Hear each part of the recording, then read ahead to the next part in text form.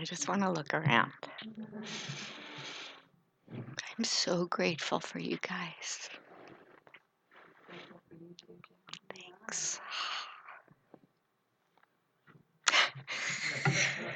Ah, our theme for December is celebrating science of mind through the holy days. Wholeness with a W. Our topic today is science of mind and Christmas. Paramahansa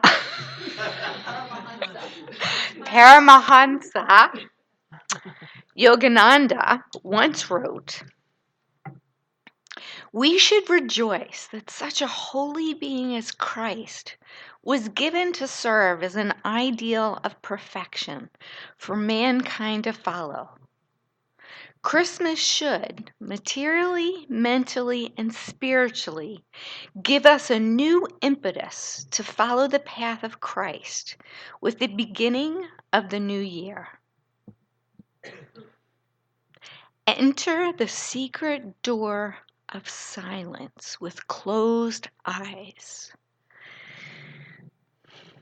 To behold the vast altar of peace spread eternally above, beneath, to the left, to the right, in front and behind, within and without.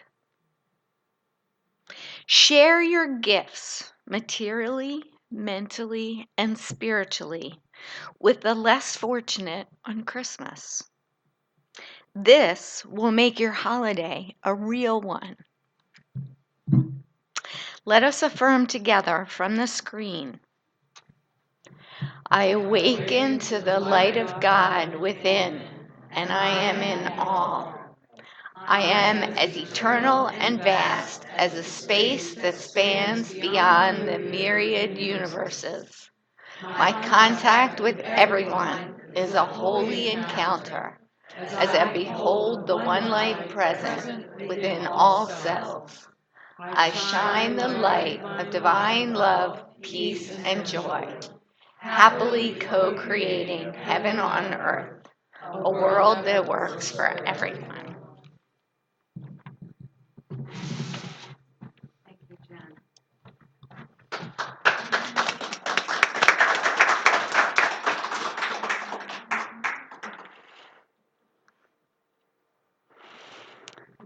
A teacher, kindergarten teacher, was telling the story of the birth of Jesus to her students. Apparently, this is a true story. And so she decided to check in with their understanding of what they had just heard.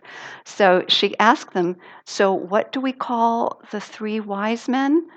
And a bright little 5-year-old raised her hand and said, "The three maggots." And so the teacher took a breath and said, and to try to course correct a little bit, said, "What gifts did the Magi bring?" And the same little girl raised her hand and she said, "Gold, Frankensteins, and Smurfs."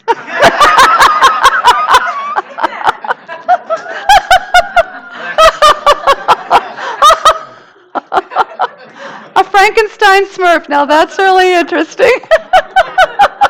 Thank you, Dan. I did not know he was going to use that. Oh, that's so funny. Yeah, it's always so good to start with a little bit of humor, isn't it? And realize just the imagination of children when they hear things, they hear them in their own way, right? Just like we all do. But it's just more dramatic sometimes. Well, there was another story of a 5-year-old, and it was reported by the NBC San Diego. And this little girl's name was Caitlin Hardy. And Caitlin was very moved one day when she overheard one of the students talking about how their parents couldn't afford to pay for an after-school program, and for many of the other children couldn't afford to pay for lunch. and her heart was moved. This is a little 5-year-old, if you can imagine. So she went home and yeah, I agree. Yeah, see? And so she went to her mother and she said, "Well, what can we do, Mom? What can we do about this?" So her mother and she came up with a plan, and so she opened up a cocoa and cookies stand. Oh, she opened up a cocoa and cookies stand, and the word spread, and it was so successful that she was able to earn enough money to pay for 123 debts that had been accrued for school lunches. 123 throughout that school district. So it made the news and she got an award. And to me, when I hear stories like this is the Christmas spirit, right? It's the awakening of the heart to love, to compassion, and the desire to take action, to do something about it. And I love that we have our Christmas angel tree, as our way of love in action. And I don't know if you all saw the gifts that are back there. And we might still have, do we still have a few to pick up? Yeah, there's still a few to pick up, Virgie. So anybody else who wants to go back and check out the tree, there might be a few still left. The Christ Spirit. When we think about the teachings of Jesus, I mean, what do you think about? I immediately think about love and compassion. And he modeled that, he taught that, and he was given the title, or the title, I guess you would call it, of Christ, keeping in mind that that title of Christ relates to a state of consciousness. And it did back then, and it does now. It wasn't Jesus' last name, which a lot of people think. It denotes that he had attained a state of consciousness, the fully orbed expression of the divine within him. Some would call it illumination, self-realization, uh, enlightenment. It's all the same thing. It's just, depends on which culture you're involved in. So this idea for Jesus, this idea of love, was the supreme and the vital energy that he taught and modeled. And his vision was that this would become a new way of being for humanity. And his love was all inclusive. It wasn't just for his particular culture. He embraced all cultures. He practiced that thing called all-inclusive love, and demonstrated that, which today is just as relevant as it was back then.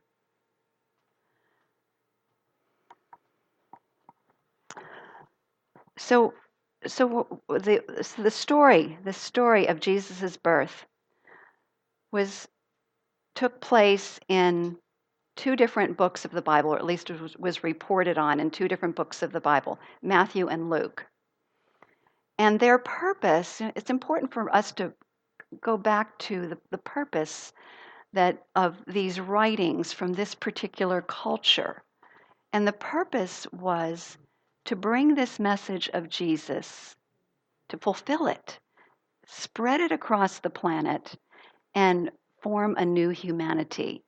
In this day and age, we call it the universal human, that fully enlightened human.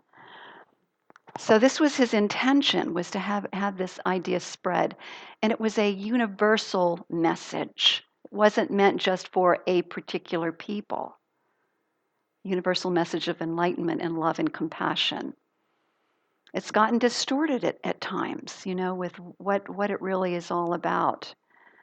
And he said many, many times, "Ye are God's children of the Most High." He didn't put himself above everyone else.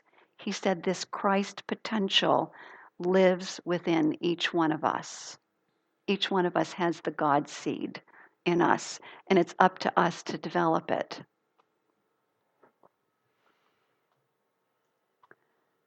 So going back to the story of the birth of Jesus, they wrote it in a very particular way. These mystics who wrote the story in these two books of the Bible, their intention was to show that he was the fulfillment of the Messiah prophecies. Messiah prophecies go way, way back. And so what mystics did in those times when they told stories, they added to the story, the historical story, elements of mysticism and prophecy.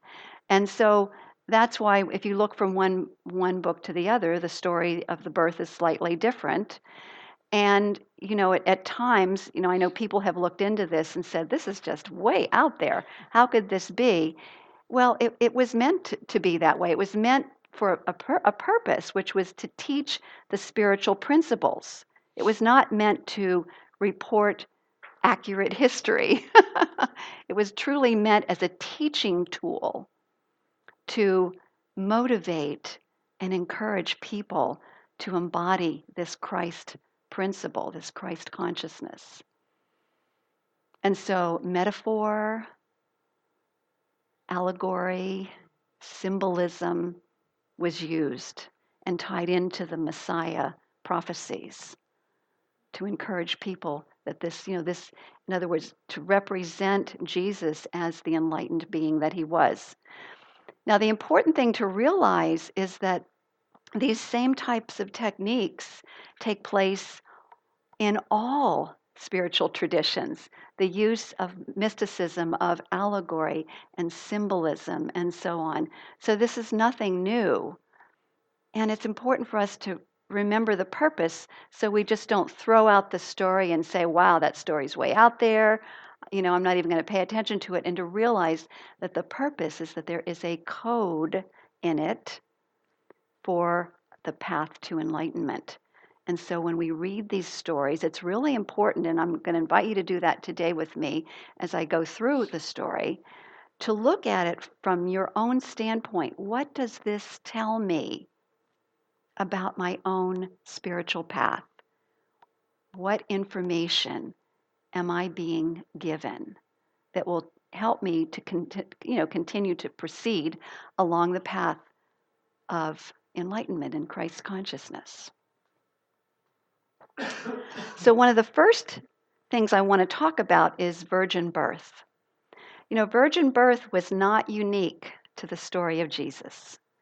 It was a mystical, motif, I don't know if that's the right word, that was used by a lot of different cultures, the Hindu culture, the Greeks, the Celtics, the Native Americans, and I could go on and on. Joseph Campbell wrote about this because he's studied all the history. So this is something that I've gleaned from his book, Thou Art That. So the virgin birth is not about biology. It's not about facts. Again, it represents something internal. The virgin birth, the birth of the divine in us. That spiritual birth, that birth of the spirit, illumination and enlightenment. And in the culture of Jesus, it was called the Christ nature, the Christ mind, or we call it today Christ consciousness, which is God in humanity. That's what it symbolizes. So the story begins with the angel Gabriel telling Mary that she was blessed, that she was favored. And in truth, if we look at that for our own inner journey, we are all blessed. We all have that presence within us, that possibility, that field of all possibility that we're tapped into, the mind of God. We have the full power of the universal law of God. And so the divine within us is ever seeking freer, fuller, more expanded expression in our lives. That urge to grow is within us. And Mary then, shares her doubt that she's the right person. She's saying, am I worthy?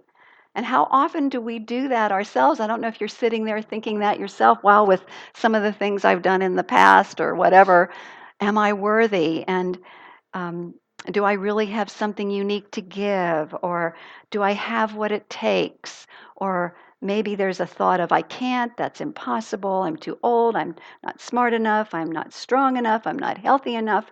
It can go on and on and on. This mind chatter that diminishes who we are. And all it is a false assumption about who we are in truth. And they're false assumptions ultimately about God, because each one of us are emanations, individualizations of God. One of the things that I do to remind myself of that is I tell myself I am God having a Kathleen experience. So I would like you to say that yourself. I am God, and then put your name after that.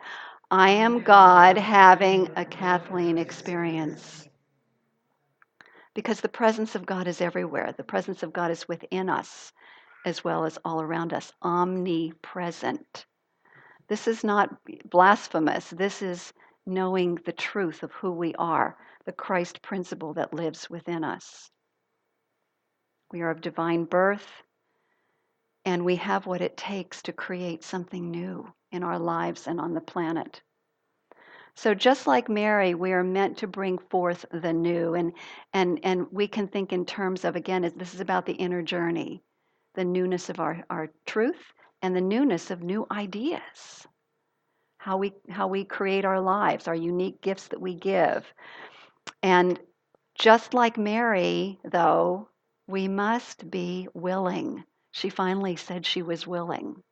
We must be willing to share those gifts, to be that birthing field for new ideas. And when we are willing, inspiration will come. So the next part of the story is Caesar Augustus issues a decree that all are to return to their own city so that he can take a census. And so Joseph and Mary, and here Mary is like totally pregnant, and they have to travel and go to Bethlehem, the city of David, to register, because that happened to be where Joseph's lineage was, in that city. And so while we were there, she gave birth to her firstborn, Jesus, wrapped him in swaddling clothes, and laid him in a manger because there was no room in the inn. Again, when we look at the way this story is written, and we look at it from a metaphysical, our own spiritual journey, there cannot be room in the inn in our own consciousness if there is a lot of mind chatter going on. That's why meditation, that's why going into the silence is so important, to make room for the birth of the divine within us, the rebirth, the continued birth and unfoldment of it. So this story reminds us also that there are a lot of twists and turns to life.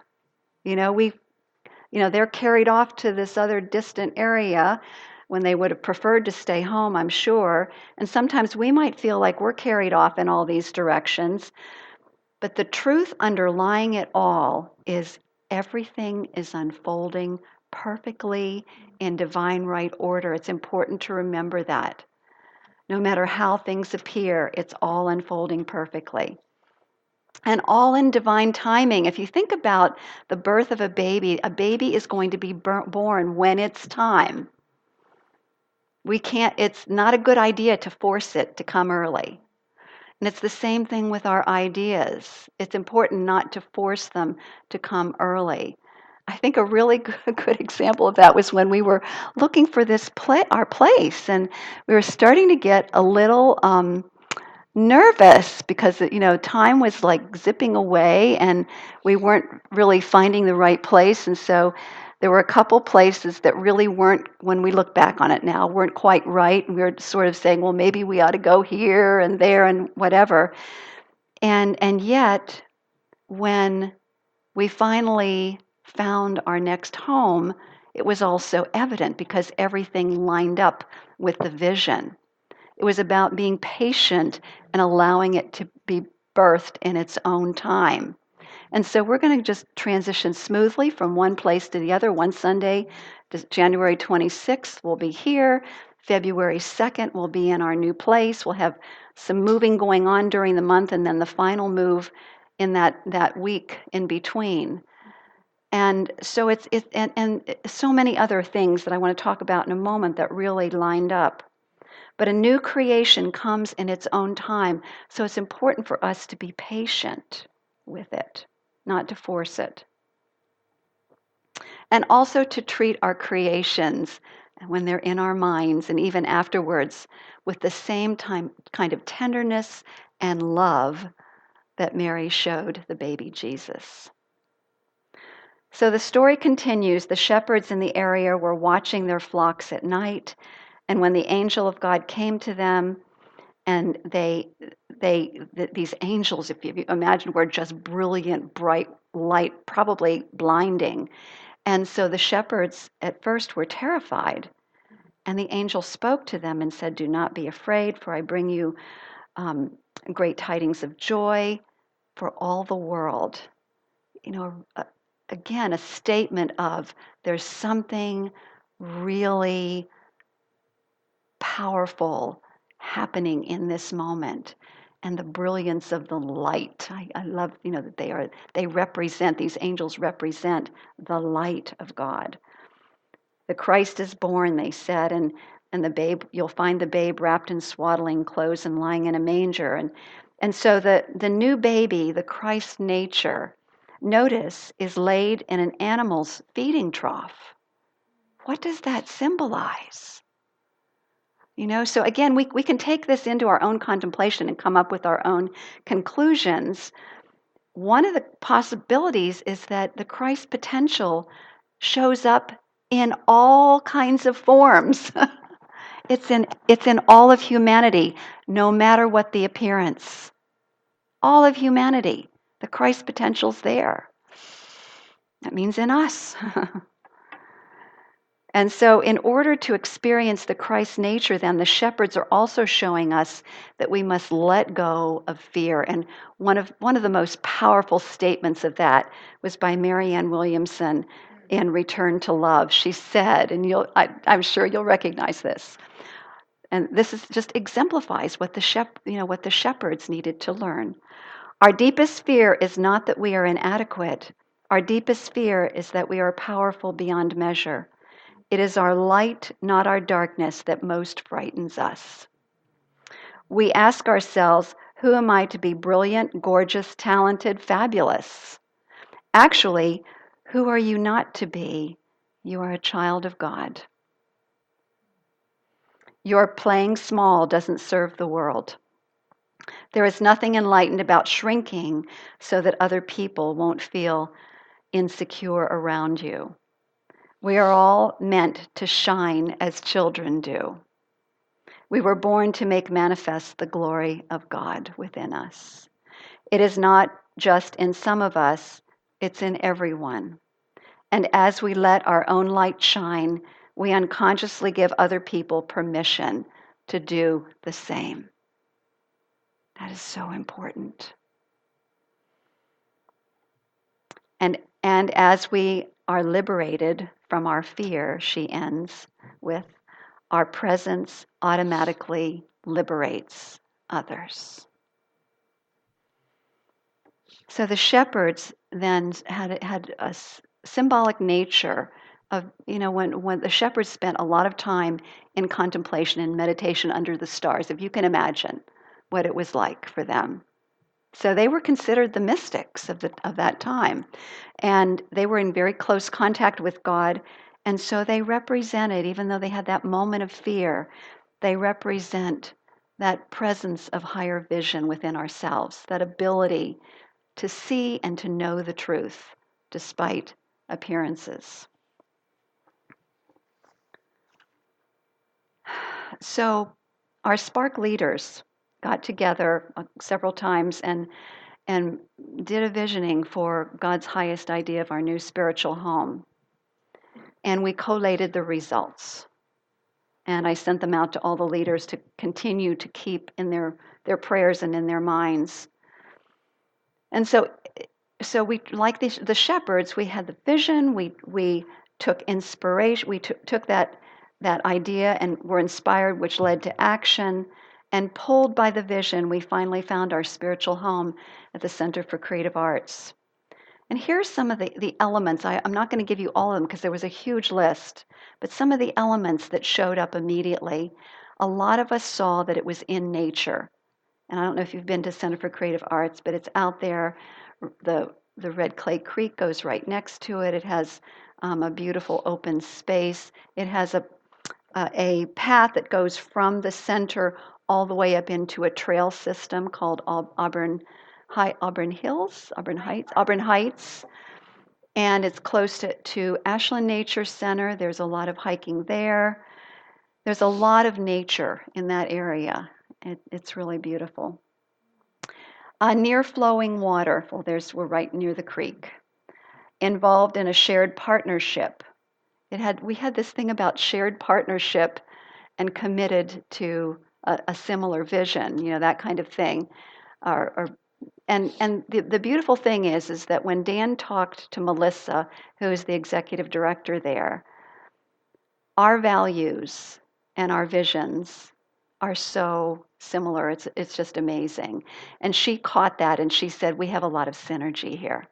And she loved the idea that we're inclusive, that we don't that we do embrace people of all different backgrounds and ethnicities and so on and so forth. That was really important to them. That's part of their vision, is to be inclusive. So it was just this beautiful match that was taking place. We can see that now, and I'm sure as we get there and we get ourselves situated, we'll begin to see that more and more and more. The other thing that was so beautiful is that there's plenty of room for growth. That was something that we talked about. So we can be in our own dedicated room, which is about the same size as this for our services. Right, it's the way it looks now, but it's 1,000 square feet, this is a little bit less than that. And we can also move into the grand auditorium, which is about 2,000 square feet and has a huge sound system, a screen that comes down, a projector. The soundboard, Dan says, is humongous. So as our house band grows and grows and grows, we have more hookups for that. So there's a lot of room for growth. High ceilings. Well, high ceilings are just everywhere, even in the classrooms. So I could go on and on and on, but what? Lots of light. Lots of light. Yes, lots of light for sure. The color white. Mm-hmm. Oh yeah, right. That was in there too. And they were even open to us building a labyrinth out in the garden that they have on the side of the building. They have one of their board members works for Longwood Gardens and is and that's her profession. So there's so many things that were just working so beautifully according to the vision. So let's move on. Let's go to the Gospel of Matthew. And in this story, in this particular version of the birth, it says that the Magi were traveling to the east to Jerusalem, and they were saying, "Where is the King of the Jews, who has been born? For we have seen his star in the east, and we have come to worship him." But when Herod the king heard it, he trembled, as did all of Jerusalem with him. If you think of Herod as what? What aspect of ourselves? Now, these are all about aspects of our own selves. Herod is what? What? Ego. The ego, right? The ego, the part of us that tells us we can't do it.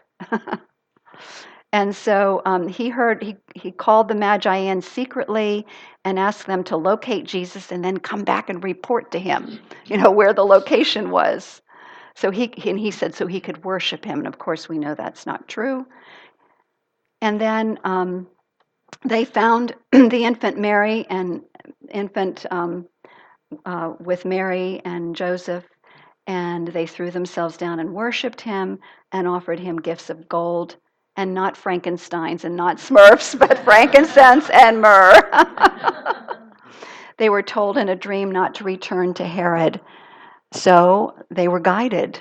So they went, it says they went home to their country by another way. They made sure that Herod didn't get the message. So then what Herod did, we know, is that instead he sent his soldiers to Bethlehem to kill all baby boys under 2 years of age. Again, if we keep in mind the symbolism of this idea of how our dreams are killed off by what? Fear, doubt, not believing in ourselves or in the divine to assist us. So if I can just summarize a little bit of this. So in the Christmas story, every person, every animal, every element can be used to inform us of our own spiritual path, a path to developing the Christ nature in ourselves. Enlightenment. If Christ nature doesn't work for you, think of it in terms of enlightenment or self-realization. We are Mary, the vessel through which God does wonderful work. And through our willingness, we allow divine ideas to come into our minds. And our minds are like the womb, right, of the idea until it's given birth into manifestation. And we are to nurture our ideas with intention and faith and protect it from doubt and worry and ponder it in the heart until it's done. We are the angels who shine our light in the world. We are the mystic shepherds who move beyond fear and follow guidance and spread truth. We are Herod when we give way to our inner fears and doubts and worries. And we are the wise men when we pay attention to the inner light of guidance and follow it. We are the innocent baby Jesus, full of infinite potentiality, a child of God here to shine our light by sharing our unique gifts with the world.